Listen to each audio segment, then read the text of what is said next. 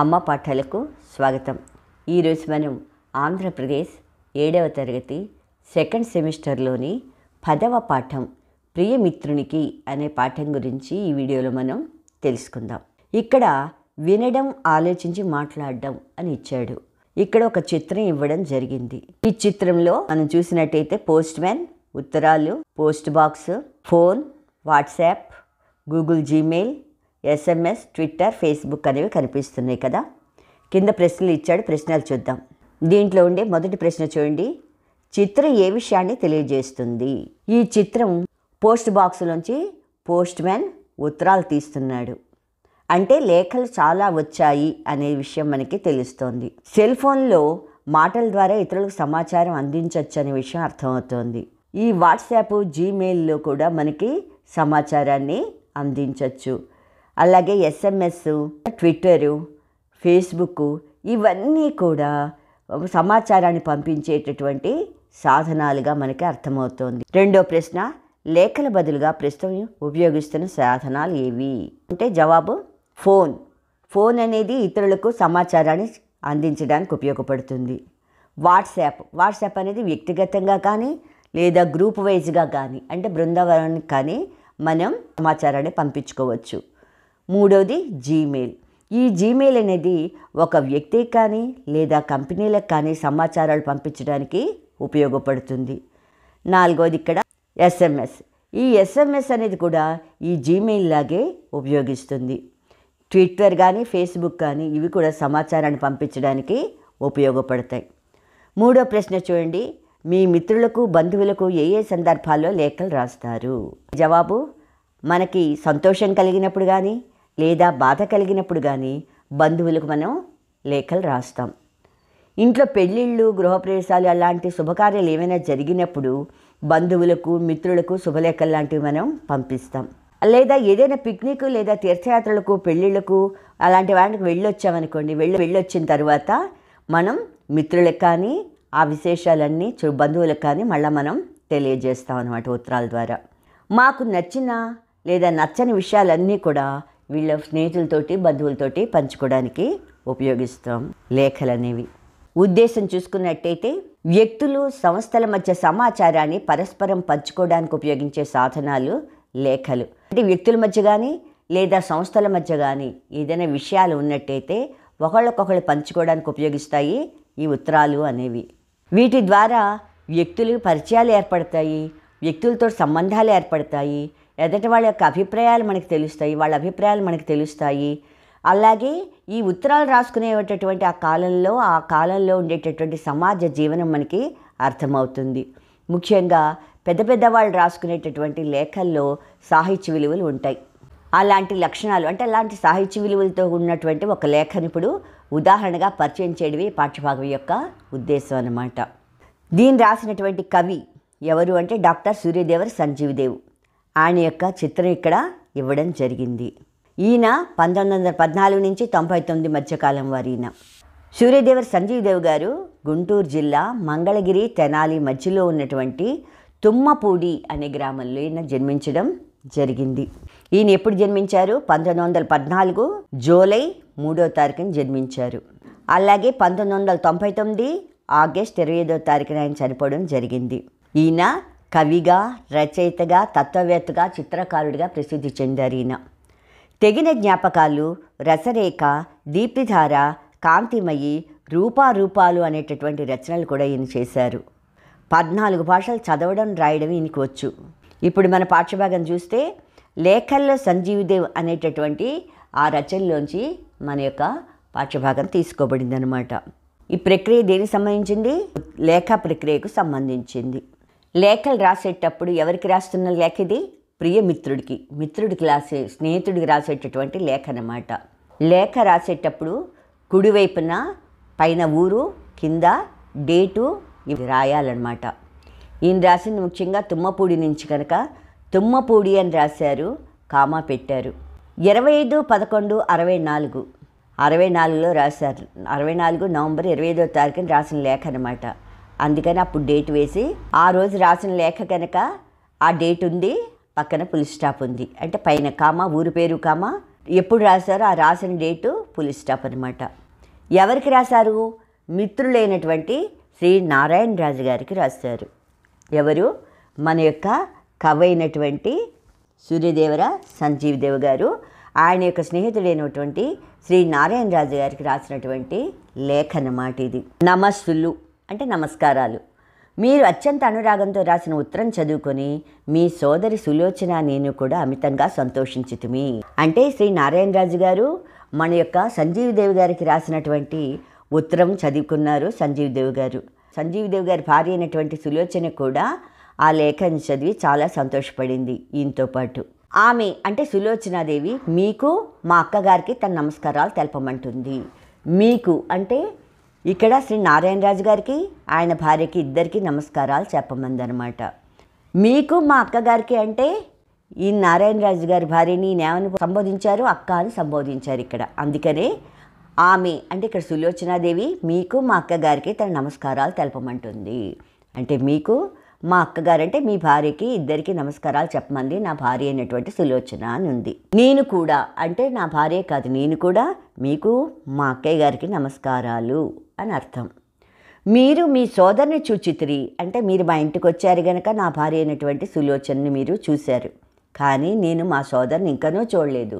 నేను మీ ఇంటికి రావడం కానీ మీ భార్యను చూడడం కానీ అంటే మీ భార్య అంటే నా సోదరు లాంటిది, అందుకని మా సోదరుని ఇంకనూ చూడడం అవ్వలేదు. అంటే మీ భార్యని ఇంకా చూడలేదు. అవునండి, ఆ రాత్రి మీ రాక మీకు ఎంత ఆనందం కలిగించిందో నాకు అంతకంటే మించిన ఆనందం కలిగించింది. మీరు మా ఇంటికి వచ్చిన రోజు రాత్రి వచ్చినందుకు మీరు ఎంత సంతోషపడ్డారో తెలియదు, కానీ నాకు అంతకంటే ఎక్కువ సంతోషం అనిపించింది. అంటే మీ సంతోషాన్ని మించిన సంతోషించాం మేము కూడా అని అర్థం. మనమంతా ఏనాడో ఎంతో సుదూరపు దిగంతాలలో ఏదో అస్పష్టమైన స్వప్నలోకంలో ఇదివరకే కలుసుకున్నట్లు అనుభూతి చెందాను నేను. మనం ఫస్ట్ టైమే కలుసుకున్నా కూడా ఇంతకు ముందు ఎప్పుడో కలుసుకున్నామనే భావన కలిగింది నాకు. మైత్రి, ప్రేమ, నిస్వార్థత ఉన్న మానవులంతా ఎంత దూరాన ఉన్నా కూడా చాలా దగ్గరలోని వారు. అంటే స్నేహభావం ఉండాలి, ప్రేమ ఉండాలి, ప్రేమభావం ఉండాలి, ప్రేమ ఉండాలి, స్వార్థం లేకుండా ఉండాలి. అలా ఉంటే మానవులంతా కూడా ఎంత దూరంలో ఉన్నా కూడా ఉత్తరాల ద్వారా మనం దగ్గరగా ఉన్నట్టే అనిపిస్తుంది. వారు ఏ వయసు వారైనప్పటికీ కూడా ఒకే వయసు వారు, పెద్ద చిన్నతో సంబంధం లేదు ప్రేమ ఆప్యాయతలను పంచుకోవడానికి. అందుకని ఏ వయసు వారైనప్పటికీ కూడా వాళ్ళందరూ ఒకే వయసుతో ఉన్నట్టుగా ఉంటుంది. వారు ఏ వర్ణానికి చెందిన ఒకే వర్ణం వారు, అంటే ఏ కులం వాళ్ళైనప్పటికీ కూడా ప్రేమభావం నిండి ఉండి స్నేహభావం నిండి ఉంటే వాళ్ళందరూ ఒకే కులానికి చెందినట్టుగా అంత అభిమానంగా ఉంటారు. వాళ్ళు ఏ దేశానికి చెందినా ఒకే దేశానికి చెందినవారు. వాళ్ళు ఈ దేశస్తులే కాదు, విదేశాల్లో ఉన్నా కూడా వాళ్ళ ప్రేమ మైత్రి రెండూ ఉన్నట్టయితే వాళ్ళు విదేశాల్లో ఉన్నా కూడా ఒకే దేశానికి చెందినంత ఆప్యాయతతో ఉండగలుగుతారు. కులతత్వాలు, జాతి భేదాలకు మనమంతా దూరం. ఎవరైతే స్నేహభావంతో ప్రేమతోటి నిస్వార్థంగా ఉంటారో అలాంటి మానవులు ఎక్కడున్నా వాళ్ళు కులతత్వాలకు వాళ్ళ మధ్యలో ఏం చెయ్యవు, జాతి భేదాలు ఏం చెయ్యవు. అందరూ ఎంత దూరంలో ఉన్నా ఒక్కడి దగ్గరే ఉన్నంత ఆప్యాయంగా వాళ్ళు ఉండగలుగుతారు. ఆ రాత్రి మన ఇంటి వద్ద మేము ఆపాలను చూసి మీ కార్యక్రమం విని మిమ్మల్ని వెళ్ళనిచ్చితిమి. మీరు మా ఇంటికి వచ్చిన రోజు మిమ్మల్ని ఉంచేసుకుందాం అనుకున్నాం. ఆ రోజు మీకు చాలా పనులు ఉన్నాయని మీరు చెప్తే విని ఇంకా మీ పనులకు ఆటంకం కలగకూడదని మిమ్మల్ని వెళ్ళనిచ్చాం, కానీ లేకపోతే మిమ్మల్ని మా ఇంట్లోనే ఉంచేసుకోవాలి ఆ రోజు అనిపించింది మాకు. మానవుని ఆత్మకు మానవుని మనసు ప్రతిబింబం. మానవుడి ఆత్మ ఎలా ఉంటుంది అనేది మానవుడి మనసుని బట్టే మనకు అర్థమవుతుంది. మానవుని మనసుకు మానవుని ముఖాకృతి ప్రతిబింబం. ఆత్మ మనసుకు ప్రతిబింబం అయితే మనసు మానవుడి ముఖానికి ప్రతిబింబం అన్నమాట. అందుకే సామాన్యంగా ముఖం చూడగానే అంతరాత్మ తేజం తెలిసిపోతుంది. సాధారణంగా ముఖం చూస్తే చాలు ఎలాంటి వాళ్ళు అనే భావం మనకు అర్థమైపోతుంది. ఎక్కువ మంది మానవుల్లో సుఖాల కంటే బాధలే ఎక్కువ. మనుషులను చూసుకుంటే ఎంతోమంది చాలా బాధపడుతూనే ఉన్నారు. సుఖపడే కంటే బాధపడుతున్న వాళ్ళే ఎక్కువ మంది కనిపిస్తున్నారు.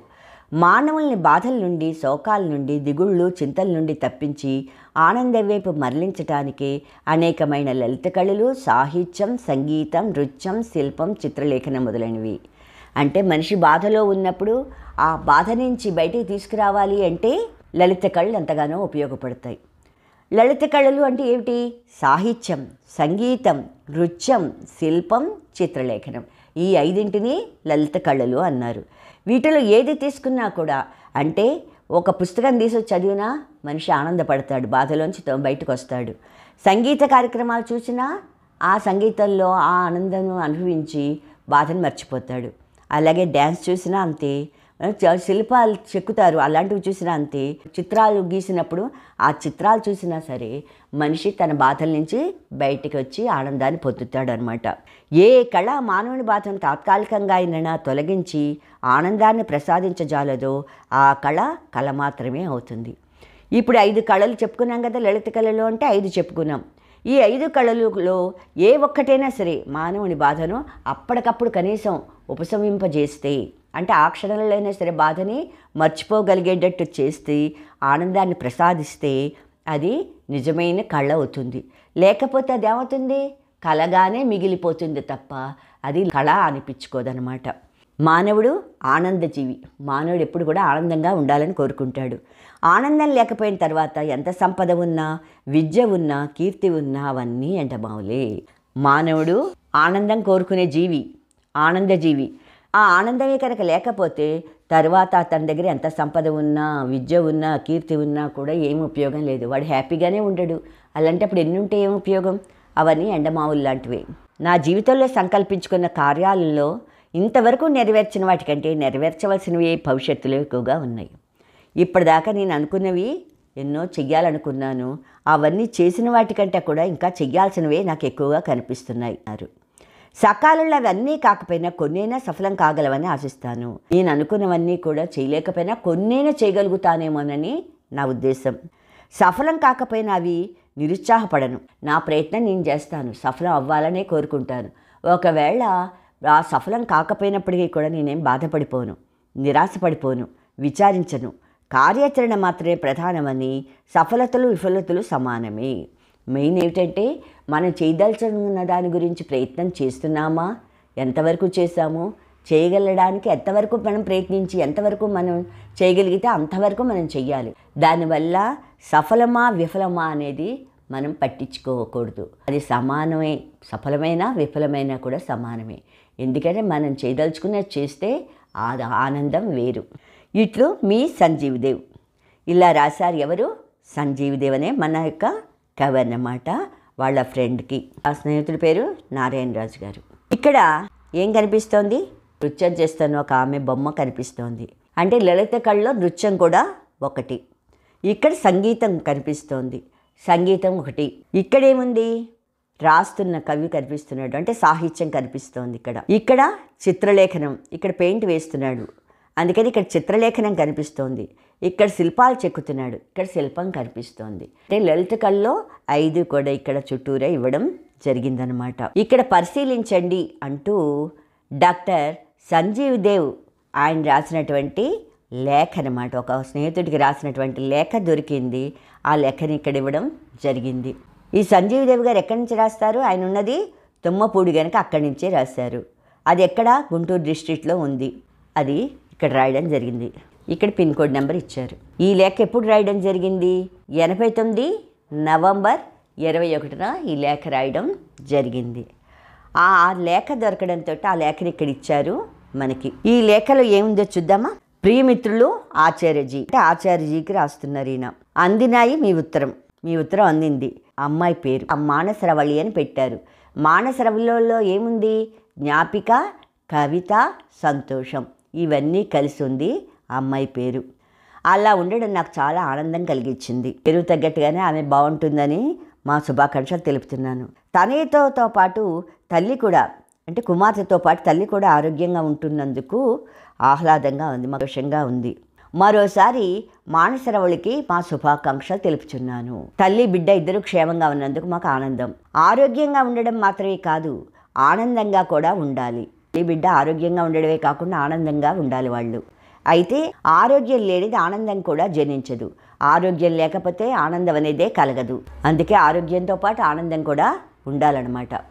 ఇక మీ కవిత విషయం, మీరు రాసినటువంటి కవిత గురించి తీసుకుంటే, నూతన భావాలతో, అందుకు తగిన పదాలతో మీ కవిత కమనీయ కాంతితో మధుర సరాగాన్ని వెదజల్లుతుంది. అంటే మీరు పంపించిన కవిత ఎలా ఉందో తెలుసా? నూతన భావాలతో ఉంది మీ కవిత, అందుకు తగిన పదాలతో ఉంది. మీ కవిత కమనీయ కాంతితో మధుర సరాగాన్ని వెదజల్లుతోంది. ఆనందాన్ని, ఆలోచనల్ని కూడా సమానంగా పంచుతోంది. కవిగా జీవించడం మంచిదే, కానీ దానికి తోడు రవిగా కూడా ప్రకాశించాలి. మీరు కవిగా జీవిస్తున్నారు, బాగుంది. రవిగా ప్రకాశించాలి అంటే మీ కవిత్వము మీరు ఎంతగానో ప్రకాశిస్తూ ఉండాలి. ఆ ప్రకాశంలో స్వల్పంగా చీకటి మరకలున్నా భయపడాల్సిన అవసరం లేదు. మీరు అలా ప్రకాశిస్తున్నటువంటి సమయంలో ఏదైనా చిన్న చిన్న భేదాభిప్రాయాలు వచ్చినా కూడా మీరు బాధపడక్కర్లేదు. స్వల్పంగా అంధకారం బిందువులు లేని పూర్ణ ప్రకాశాన్ని మనిషి భరించలేడు. ఏదైనా చిన్న చిన్న లోపాలున్నా కూడా దాని గురించి మీరు బాధపడద్దు. ఎందుకంటే పూర్తిగా ప్రకాశంగా ఉన్నా కూడా కొంచెం కూడా చీకటి లేకుండా ఎప్పుడూ వెలుతురున్నా కూడా మనిషి భరించడం కష్టమే. నీడలేని కాంతిలో శాంతి కొంత వెలవెలిపోతుంది. అందుకని నీడ అనేది ఉండాలి. అప్పుడే ఎంత కాంతి ఉన్నా కూడా అది చక్కగా ప్రకాశిస్తుంది. లేకపోతే నీడ లేకపోతే కాంతి కూడా వెలవెలిపోయినట్టే ఉంటుంది. అందుకే లైట్ అండ్ షేడ్ కావాలి. ఏం అనుకుంటున్నాము? లైట్ అండ్ షేడ్ కావాలి, అప్పుడే పూర్ణత్వం ఉంటుంది అని. షాడో అండ్ సబ్స్టెన్స్ కావాలి, అప్పుడే పూర్ణత్వం ఉంటుంది.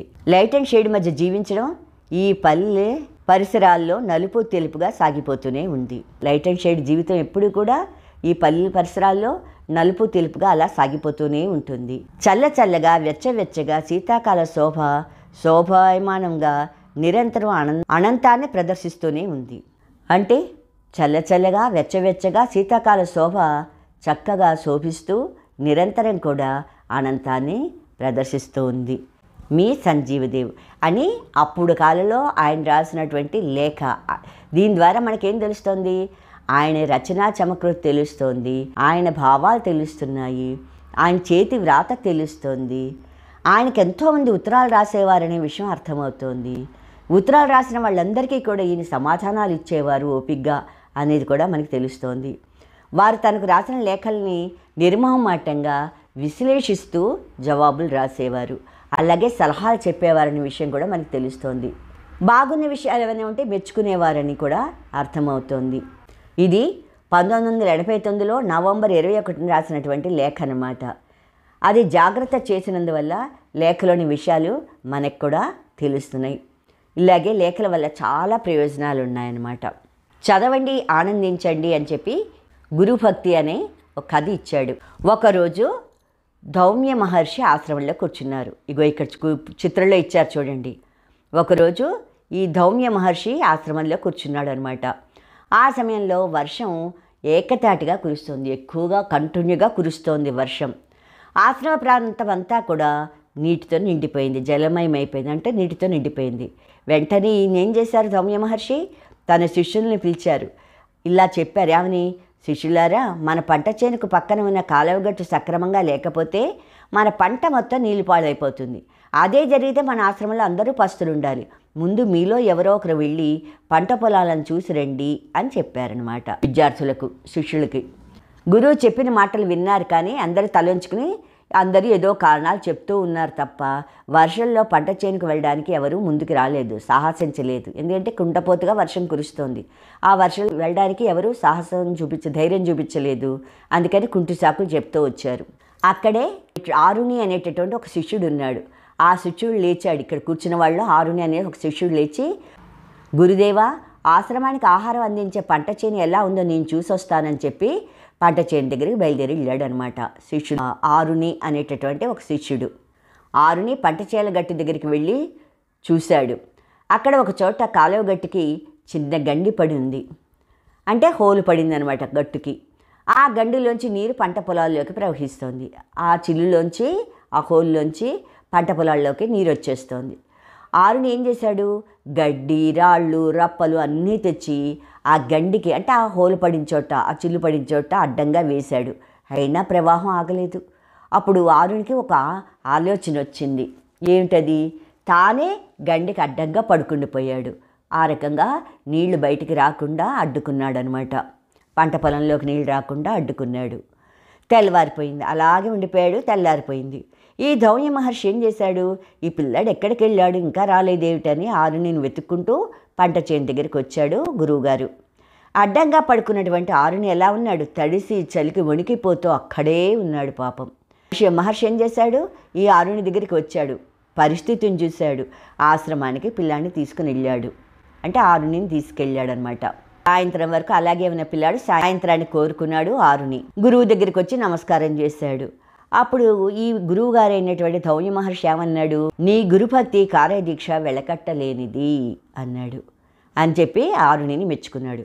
నువ్వు గురువు మాట ప్రకారంగా, గురువు మాట మీద భక్తితోటి నువ్వు ఆ పని గురించి అక్కడే రాత్రి అనగా ఆ కుండపోత వర్షాల్లో ఆ చేనుగట్టి దగ్గర, ఆ గండి దగ్గర అలాగే ఉండిపోయావు చూసావా. గురువుగారు చెప్పిన మాటకి నీలో ఉన్నదే ఆ కార్యదీక్ష ఎలాంటిదంటే దానికి ఖరీదు కట్టలేం మనం అని అతన్ని మెచ్చుకున్నాడు అనమాట. ఇదంతా చూస్తున్నటువంటి మిగిలిన శిష్యులందరూ సిగ్గుపడిపోయారు, తలొంచుకున్నారు. గురువుపై భక్తి ఉన్నవాళ్ళు వాళ్ళకి ఆయన చెప్పిన ఏ పనైనా సరే కష్టం అనిపించదు. వాళ్ళు మంచి కార్యాలు చేస్తూ ఉత్తమ శిష్యులుగా అందరిలోనూ మంచి పేరు సంపాదించుకుంటారు. గురువు మీద భయభక్తులు ఉన్నటువంటి విద్యార్థులు అంటే శిష్యులు. ఎప్పుడైనా సరే గురువు మీద భయభక్తులతోటి చెప్పిన విషయాలు అర్థం చేసుకుని పాటించే వాళ్ళు ఎప్పుడూ కూడా అందరి మన్నలను పొందుతారు అనడంలో ఎటువంటి సందేహం లేదు. అదే మనకి ఈ కథ ద్వారా తెలిసినటువంటి నీతి అన్నమాట. మీకు ఈ పాఠం కనుక నచ్చినట్టయితే లైక్ బటన్ని క్లిక్ చేయండి. మీ అభిప్రాయాలు, సూచనలు కామెంట్ బాక్స్లో పొందుపరచండి.